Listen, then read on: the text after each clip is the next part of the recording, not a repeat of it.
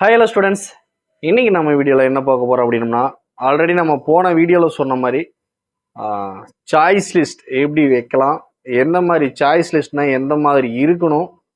So போன வருஷம் வந்து காலேஜில் வந்து கட் ஆஃப் வந்து என்னென்ன காலேஜஸ்க்கு என்னென்ன கட் ஆஃப் க்ளோஸ் ஆச்சு, என்ன ரேங்க் க்ளோஸ் ஆச்சு அப்படிங்கிறத பேஸ் பண்ணி இந்த வருஷம் சாய்ஸ் லிஸ்ட்டை நம்ம எப்படி வந்து அந்த ஆர்டரில் கொண்டு வரலாம் அப்படிங்கிறத தான் நம்ம இந்த வீடியோவில் பார்க்க போகிறோம். இந்த சாய்ஸ் லிஸ்ட் பார்த்தீங்க அப்படின்னா நமக்கு போன வருஷம் க்ளோஸ் ஆனது, ஓகேங்களா. போன வருஷம் வந்து க்ளோஸ் ஆன கட் ஆஃபையும் ஒரு ரேங்கையும் பேஸ் பண்ணி இந்த சாய்ஸ் லிஸ்ட்டை நம்ம ஆர்டர் பண்ணியிருக்கோம், சரிங்களா. நான் சொன்ன மாதிரி பார்த்தீங்க அப்படின்னா இதுக்கு ரொம்பவே ஒரு எஃபர்ட் போட்டு ஃபில்டர் பண்ணி நம்ம ஒரு ப்ராப்பரான ஒரு சாய்ஸ் லிஸ்ட் எப்படி இருக்கும் அப்படிங்கிறத வந்து நம்ம வந்து இப்போ நம்ம வந்து பார்க்க போகிறோம். ஒவ்வொரு கோர்ஸுக்குமே ஒவ்வொரு கம்யூனிட்டிக்குமே நம்ம எந்த மாதிரியான சாய்ஸ் லிஸ்ட்னா இப்படி தான் இருக்கணும் அப்படிங்கிற மாதிரி ஒரு பெஸ்ட்டாக ஒரு ப்ராப்பரான ஒரு சாய்ஸ் லிஸ்ட், ஓகேங்களா. நிறைய பேர் வந்து சாய்ஸ் லிஸ்ட் அப்படி கொடுக்குறேன் அப்படின்ட்டு சொல்லுவாங்க. பட் வந்து இந்த அளவுக்கு ப்ராப்பராக இருக்குமா அப்படிங்கிறது தெரியாது, ஓகேங்களா. பட் நம்ம கொடுக்கக்கூடிய சாய்ஸ் லிஸ்ட் என்ன காலேஜுக்கு என்ன கட் ஆஃப் தேவை, அந்த காலேஜுக்கு என்ன ரேங்க்ல லாஸ்ட் இயர் க்ளோஸ் ஆயிருக்கு அப்படிங்கிறத நம்ம வந்து ஆர்டர் வைஸாக பார்க்க போகிறோம், சரிங்களா. உங்களுக்கு 200லேருந்து நமக்கு வந்து பார்த்தீங்க அப்படின்னா நமக்கு 18 கட் ஆஃப் வரைக்கும், அதாவது 80 கட் ஆஃப் வரைக்குமே என்னென்ன காலேஜஸ் இருக்குது அப்படிங்கிறத நம்ம வந்து A to Z வந்து ஒவ்வொரு வீடியோலையும் நம்ம தெளிவாக பார்க்க போகிறோம், சரிங்களா. ஸோ ஃபர்ஸ்ட் ரவுண்ட் ஸ்டூடெண்ட்ஸ்க்கு தேவையான காலேஜஸ் தான் நம்ம வந்து ஃபஸ்ட்டு வந்து நம்ம கொடுக்க போகிறோம். ஏஐடிஎஸில் ஓப்பன் கேட்டகரியில் வரக்கூடிய ஸ்டூடெண்ட்ஸ், சரிங்களா. ஓப்பன் கேட்டகரி அப்படிங்கிறத பார்த்தீங்க அப்படின்னா தனியாக அது ஒரு கம்யூனிட்டி அப்படிங்கிறது கிடையாது, சரிங்களா. ஓப்பன் கேட்டகரியில் யார் வேணாலும் வரலாம், சரிங்களா. ஒரு பிசி ஸ்டூடெண்ட் வரலாம், ஒரு எம்பிசி ஸ்டூடெண்ட் வரலாம், ஒரு பிசிஎம் ஸ்டூடெண்ட் வரலாம், ஒரு எஸ்சி எஸ்சிஏ எஸ்டி யார் வேணாலும் வரலாம், சரிங்களா. ஓப்பன் கேட்டகரிக்குன்னு ஒதுக்கி இருக்கக்கூடிய சீட்ஸை வந்து ஃபஸ்ட்டு வந்து ஃபில் பண்ணுறது பார்த்தீங்க அப்படின்னா ஒரு 40% சம்திங் இருக்கும். அந்த சீட்டை வந்து ஹையஸ்ட் மார்க் யாரெல்லாம் இருக்காங்க அதை வச்சு தான் வந்து அந்த ஓப்பன் கேட்டகரியை ஃபில் பண்ணுவாங்க, சரிங்களா. அதுலேயும் சில பேர் வந்து சர்டிஃபிகேட்ஸ் இல்லாதவங்க ஓசி கேட்டகரின்ட்டே வருவாங்க, அவங்களாம் அந்த ஓப்பன் கேட்டகரியில் வந்துடுவாங்க, ஓகேங்களா. அது போக பிசி கம்யூனிட்டியும் வருவாங்க, எம்பிசியும் வருவாங்க. யாரெல்லாம் அதிக மார்க் வச்சுருக்கீங்களோ அவங்க எல்லாருமே ஓப்பன் கேட்டகரியில் வரலாம், சரிங்களா. நீங்கள் ஓப்பன் கேட்டகரியிலேயே வந்தாலுமே நீங்கள் வந்து பயப்பட தேவையில்லை. நான் பிசி கேட்டகரிங்க சார், எனக்குன்னு ஓப்பன் கேட்டகரியில் அலாட் ஆகிருக்கு அப்படின்லாம் நீங்கள் பயப்பட தேவையில்லை.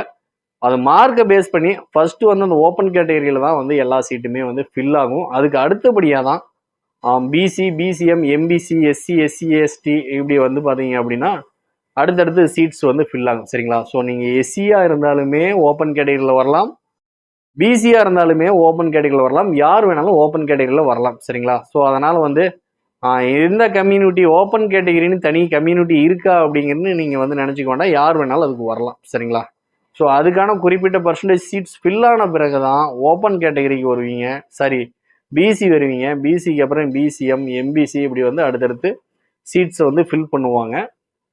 ஸோ இப்படி வந்து நமக்கு வந்து ஒவ்வொரு கேட்டகரிக்குமே ஃபஸ்ட்டு நம்ம வந்து ஓப்பன் கேட்டகரிக்கு உங்களுடைய கட் ஆஃப் 180 வரைக்கும் இருந்தால், அதாவது 200லேருந்து 180 வரைக்கும் உங்களுடைய கட் ஆஃப்ஸ் இருந்தால் நீங்கள் எந்தெந்த காலேஜஸ் எல்லாம் ப்ரிப்பேர் பண்ணலாம், நீங்கள் சாய்ஸ் ஃபில்லிங்கில் எந்தெந்த காலேஜஸ் எல்லாம் கொண்டு வரலாம் அப்படிங்கக்கூடியது தான் இந்த வீடியோவில் நம்ம டீட்டெயில்டாக பார்க்க போகிறோம். ஸோ இந்த சாய்ஸ் லிஸ்ட் அப்படிங்கிறது இதுதான் ஆர்டர், சரிங்களா. லாஸ்ட் இயர் கட் ஆஃப் பிரகாரம் பார்க்கும்பொழுது இதுதான் ஆர்டர், சரிங்களா. ஸோ நம்ம 1 2 3 4ன்ட்டு 180 கட் ஆஃப் வரைக்கும் என்னென்ன காலேஜஸ் இருக்கோ அந்த காலேஜஸ் எல்லாமே நம்ம கொடுக்க போகிறோம், சரிங்களா. இதை வந்து நம்ம எப்படி எடுத்துக்கலாம் அப்படின்னா, நீங்கள் வந்து 180 வரைக்கும் ஒரு டாப் 20 காலேஜஸ் வரலாம், அல்லது டாப் 30 காலேஜஸ் வரலாம், எத்தனை காலேஜஸ் வேணாலும் வரலாம், சரிங்களா. இந்த காலேஜஸ் தான் நீங்கள் டாப் காலேஜஸ் அப்படின்னு எடுத்துக்கலாம். உங்களுடைய கம்யூனிட்டிக்கு இதெல்லாம் தான் டாப் காலேஜஸ் சாய்ஸ் லிஸ்ட் அப்படின்னு எடுத்துக்கலாம், ஓகேங்களா. ஸோ வந்து டாப் காலேஜஸ் டாப் 10 டாப் 20 அப்படின்ட்டுலாம் நிறையா வீடியோஸ் நம்மளே நிறையா போட்டிருக்கோம். ஸோ நிறையா யூடியூபர்ஸுமே நிறையா வீடியோஸ் போட்டிருக்காங்க. ஸோ இந்த மார்க்கை பேஸ் பண்ணி டாப் 10 20 நீங்களே எடுத்துக்கலாம், சரி.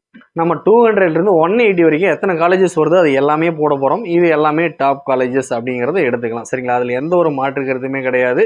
இதில் எந்த ஒரு இடையில சின்ன சின்ன காலேஜஸோ அந்த மாதிரிலாம் எதுவுமே வரப்போகிறது கிடையாது.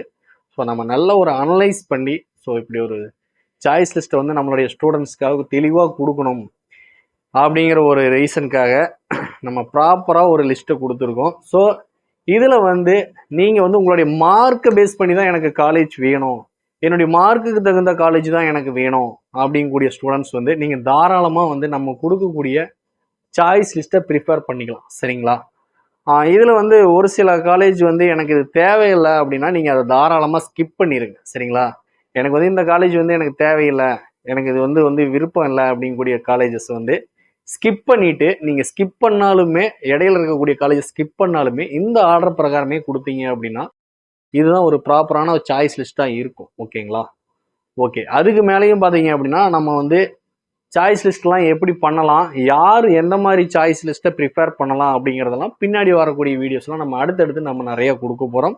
ஸோ தொடர்ந்து நம்மளுடைய சேனலை பாருங்கள், மறக்காமல் சப்ஸ்கிரைப் பண்ணிக்கோங்க, கண்டிப்பாக வந்து லைக் பண்ணிக்கோங்க, உங்களுடைய ஃப்ரெண்ட்ஸுக்கு கண்டிப்பாக ஷேர் பண்ணுங்கள். ஸோ நம்ம வந்து இந்த கவுன்சிலிங் நடக்கிற வரைக்குமே வந்து ஒவ்வொரு கோர்ஸுக்குமே ஒவ்வொரு கம்யூனிட்டி வைஸ் வந்து நம்ம வந்து வீடியோஸ் கொடுக்க போகிறோம். ஸோ தொடர்ந்து பாருங்கள்.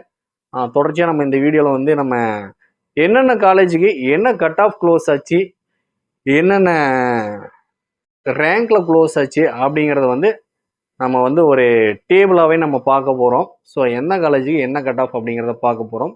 ஸோ இதெல்லாம் நீங்கள் ஒரு நோட் எடுத்து நோட் பண்ணிக்கோங்க. சரிங்களா?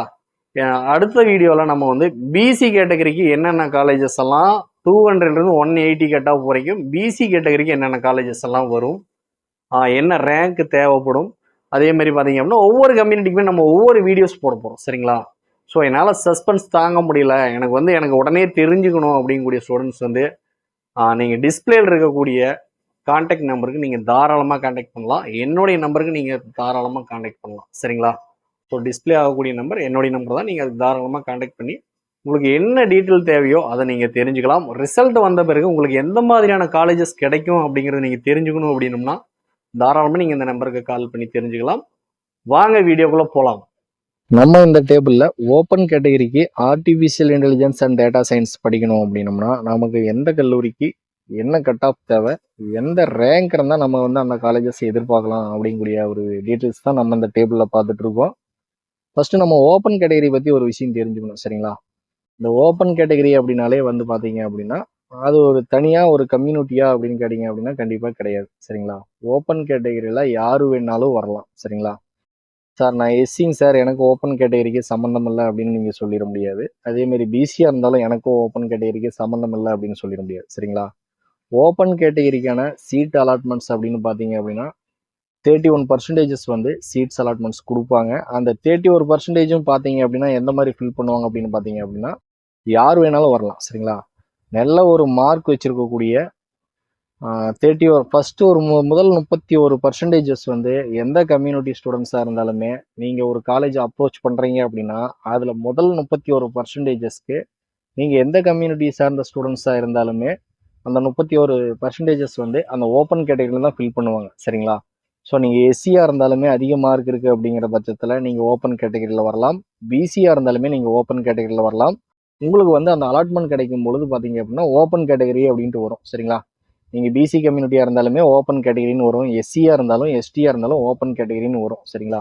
அதை கண்டு நீங்கள் வந்து நம்ம கம்யூனிட்டி மாறி வந்திருக்கு, நம்மளை ஓசியில் போட்டாங்க அப்படின்லாம் நீங்கள் வந்து அதை கண்டு பயப்பட தேவையில்லை. சரிங்களா? உங்கள் கம்யூனிட்டிக்கு என்ன சலுகைகள் உங்களுக்கு கிடைக்குமோ அது கண்டிப்பாக உங்களுக்கு கிடைக்கும்.